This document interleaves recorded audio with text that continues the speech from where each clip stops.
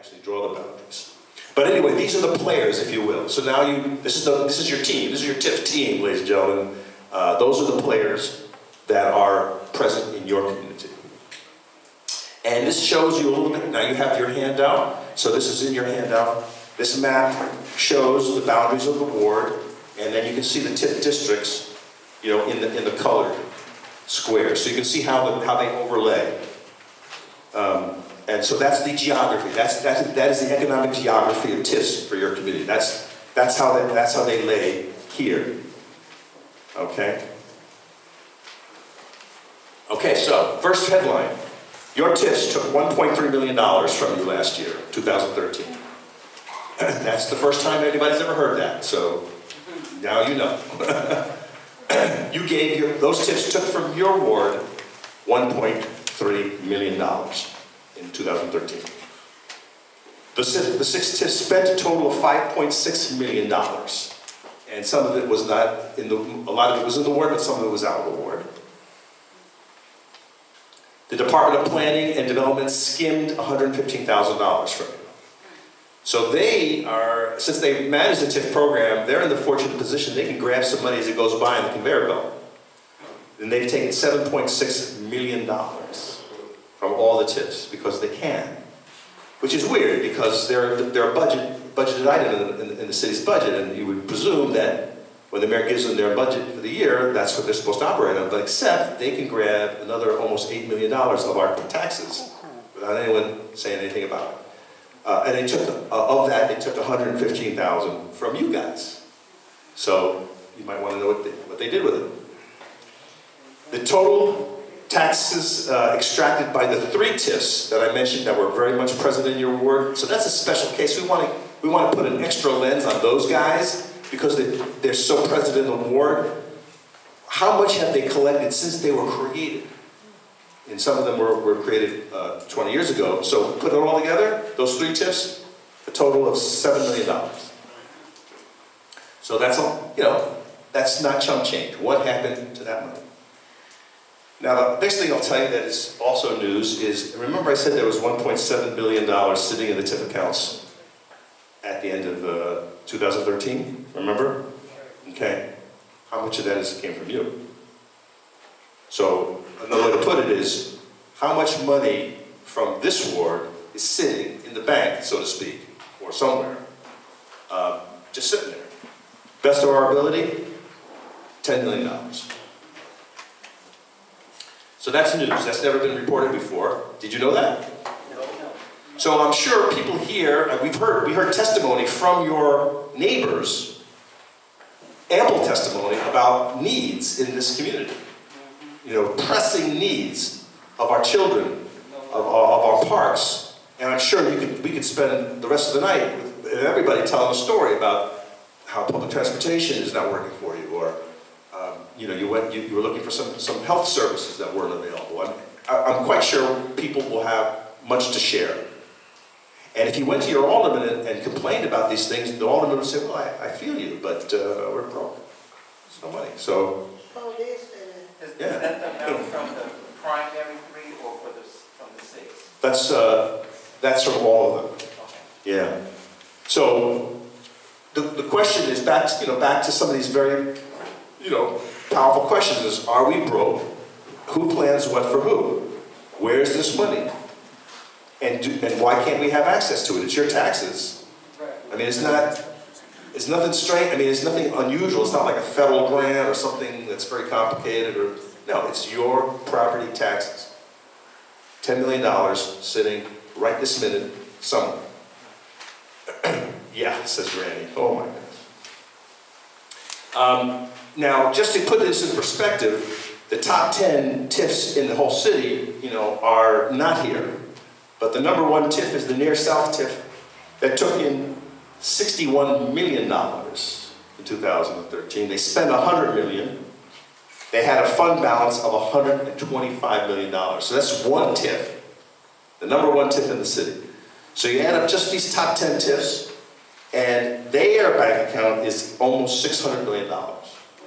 So it's just the top 10. And it points out something that is counterintuitive, perhaps, but that is this. these TIFs really work only for areas that are wealthy. Think about it. You put this TIF on an area that's struggling and it doesn't generate a lot of property taxes, well, you're not going to have a lot of money in your TIF pot. You put a TIF on the Loop or the West Loop where property taxes are booming, that TIF pot fills up very fast with hundreds of millions of dollars, and it's handcuffed, like I said, in that area. So now you start to see a structural problem that is preventing, it's having the opposite effect of what the TIF program, what Mayor Washington meant it to do. Meaning to try to put resources in areas where it's needed, it's the opposite. And are you surprised to learn that the rich get rich and the poor get nothing? So this TIF thing is really ass backwards, you know, and I think it's vulnerable on a civil rights case, frankly, you know, when you look at the communities that are being deprived of resources. All right, so these are the top 10 TIFs. So if you live in one of these TIF areas, you're fat and sassy because if you need a park or you need something, I mean, you have all this money up in here. And that leads to this other question of who plans what for who. So when you need a park, you know, if you need a park, do you need a park here, by the way? Yes. We actually need equipment. You need a park, you need equipment, you probably need more staff at the park, right? Are the fees becoming out of reach for the parents, you know, when there is programming? This lady's nodding her head. So, well, I have news for you. Too bad for you, because these guys are going to get a park way before you will, because they have the money from those TIFs. So like I say, that TIF money is captured and handcuffed and cannot come here. Cannot come here. All right. Now, we mentioned schools. Schools are, you know, public education is part of what makes this country great. And any attack on public education is a direct attack on our democracy and our economy. And so in the Tresser family, public education is sacred. My mother was a public school teacher. My wife was, and I was on the local school council. In my elementary school, we don't have any kids. But public education is sacred to me. Well, unfortunately, as has been well documented by your speakers, you've been taking a huge hit here in this community, in your schools. You've had 8 schools closed in the proximate area. Parkman, Bonton, Ross, Altkin, Yale, Woods, Morgan, and Banneker. And you know, if anybody knows different, please correct me. This is information you know, from our research. Schools cut near the ward include Gage, Libby, Morrill, Team Englewood, Davis, Eberhardt, and Kellogg. This is the money that was stripped from them in 2013. So this is not the most current, but when they announced the school closings, they also announced a round of cuts. It's a total of $5 million. So while the money is taken away from the schools, it's also being drained from you, from your property taxes. And that property tax money apparently is not able to come back to you for these reasons. So I'm presuming no one has asked you, you know, how you would like to see this thing go. You know, would you like your property taxes to go back to repair this? Or some other things that you might have in mind for your community? No one has asked you. No. Okay. Show me the money. Well, you know, this is Chicago, so we want to know who got paid. And there's some activity here. Some communities get quite a lot of TIF projects. You've had a few. You had $100,000 in streetscaping. You had Ralph's Grocery. Anybody know Ralph's Grocery? Food for Less? Food for Less, is that what they're called now? Okay, well they got $977,000. So you all get any free chips in there when you go in there? No. No? Well, you gave them $977,000. I hope it was used wisely. Something called Blaze Your Fish, which I think might be a housing project, but I don't know. No. No? It has to be the mall. That can't be. Might be a mall? That's about my house. Okay. Yeah. So that's the development company then. Blaze Your Fish. So this is a mall perhaps then? Both of them in the same mall. Yeah, it's In the the same mall. mall. Both of them in the same mall. Okay, so it's a double. Right. It's a double hit. Mall. Okay. Good. Great. Well, to do the mall, they got $940,000. And then there were 8 small business improvement projects. Not a lot, but they totaled about $667,000. So you really have not received a lot. I mean, a lot has been taken from you, as I demonstrated. Millions upon millions of dollars have been taken from you, but you really haven't received much, have you? And the question really is, I mean, some people would say, well, who's Ralph's Grocery and how come he got $1 million? Under what circumstances do you want to give a private business money? No. I mean, that's for you to decide, but I'm kind of like a capitalist, a strange capitalist. It's like you take a loan or you invest your money, you have a business, you sell your stuff, hopefully people like your stuff, they buy it, you make profit, you reward your employees, you reward yourself, and life is good. Or you sell crappy stuff and nobody buys it and you go bust. Oh well, welcome to America. Except when you get bailed out. So we bailed out the banks, remember that? A few years ago, $14 trillion. And here we have a situation where some businesses are getting public money and others right next door are not. So it's something you need to think about. You may be able to put your arms around this TIF program and figure it out and reform it. You may not be able to, but I still ask you this essential question. Under what circumstances do you give your tax dollars to a private businessman? Under what circumstances? Okay. That's a question that has not been answered, to anyone's satisfaction, I think. All right, I'm going to now show you the TIF Hall of Shame. These are some of the projects that make no sense whatsoever. Some of them have been in the headlines, and you may be familiar with them. The Chicago Board of Trade received $15 million. Now you can't even be in there except if you got to be a millionaire. You can't even walk in the door, But they refurbished their offices, and we gave them a bunch of money. They threatened to leave the state. The state gave them several $100 million in tax breaks. I threatened to leave the state, and they said, goodbye, Tom. Don't let the door hit you on the way out, right? Oh, I thought I could get something, if I threatened to leave. Coca-Cola, a very needy company, received $3 million. The guys who bought the Sears Tower, for goodness sakes, a welcome to Chicago gift of $3.8 million, and my favorite, Grossinger's Auto, in the heart of Lincoln Park, across the street from the Apple store, $8.5 million to do their showroom and repair megastore. In the second ward, they want to build a stadium, they say, for the Blue Demons, a mediocre team at best. Sorry if I offend any DePaul alumni in here, but they'll see me after. But excuse me, they draw about 4,000 people a game, so how is it going to fill a 10,000-seat stadium? It had nothing to do with them. It's about the casino, ladies and gentlemen. The casino that the mayor wants to build right over here. And when Beyonce comes to sing, she'll fill the 10,000 seats. Right? When Elton John sings in the thing there, he'll fill 10,000 seats. And they'll walk from the convention center over the land bridge to the hotel into the arena to be entertained, and then over to the casino to gamble, and they will never put their feet on the floor. They will never touch ground. They will not shop here. They will not shop in the Loop. So you heard it here. The casino is coming if the mayor is reelected. You can be sure of it. This high-rise office tower, 52 stories across the river from the Merchandise Mart.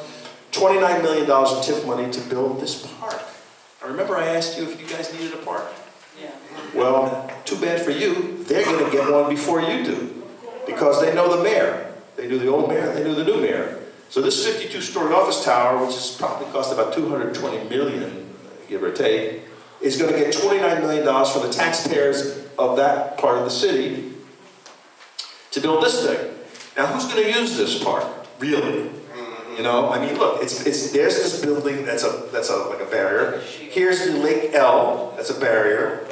Here's the river. So it's really the guys who take a smoke break. They're going to come down here and take a smoke break. That's the guys who are going to enjoy that park. while you put up with more concrete and your kids, play in the streets. Too bad for you. You want serving up some tennis in the 3rd Ward, $3 million for a sports complex. And, finally, what I want to leave you with is just what I would call some, policy considerations that really, really need to be considered. Huge problems with this whole mess. Number one, as I said, the TIF moves money around the city outside of normal budgeting process. So some people have called the TIF program a slush fund. And I think that's a fair characterization. Other people say it's money that's off the books, right? It's like Enron accounting, when the books need to be, there's 2 sets of books. There's the books that you see and the books that really tell the story.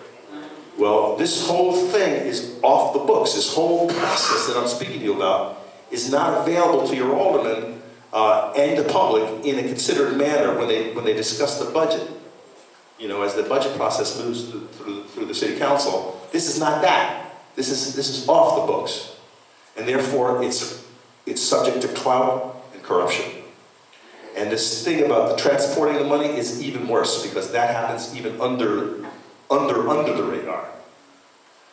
Okay, so that's problem number one. And as I said, over $140 million was moved around the city willy-nilly in 2013 in this program. Number two, as I said, TIF money is handcuffed and must stay, with the exception of the porting, where it's collected. So this heat map represents where TIF money has been spent. Bright red means more. And guess what? It's the loop. The loop has been the center of Chicago's development for 100 years. This is nothing new. Going back to the Burnham plan, it's about keeping the rich people happy. It's about people who look like me, frankly, and not who look like you. In fact, I would say the city's on a roll to try to get rid of most people of color or people of modest means. Just move you the heck out of here. If I gotta be blunt with you. And the destruction of our schools is part of that. I just have to say. So here's the, this is the proof of it right here. So if let me put it this way, if you say, Tom, you got an axe to grind, you got a chip on your shoulder. This TIF thing is really working for us. If that were the case, then what this would be bright red out here, and this would be very pale, meaning the money flowed out to where it's needed. Instead, it's the opposite. Bright red here, little, hot here. This is, Hyde Park and the West Loop and so forth. So Hyde Park didn't get it either. Yeah, they're not as, they're down in here. So yeah, it's like this part down in here, not so much. But the loop and sort of the greater loop area, they're flush. And finally, it doesn't work. Save the best for last. You'll often hear TIFs being proposed for economic development, but the experts are telling us it has nothing to do with it. It's about a hidden tax. It's about slush funds. It's about favoritism to the mayor's friends. It's about those things. And but people tell you that it's about economic development. Well, this is what these experts say. They wrote a book called Rethinking Property Tax Incentives for Business. This is the Lincoln Land Institute. They've been looking at this stuff for like 40 years. This is what the authors say of this report. This is a quote. They say, "Our message is simple. Please, please, if you're going to offer incentives, don't give them to every firm that asks. Don't.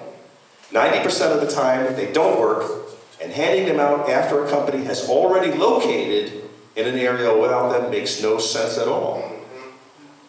But ladies and gentlemen, that is a description of Chicago's TIF system. Exactly that.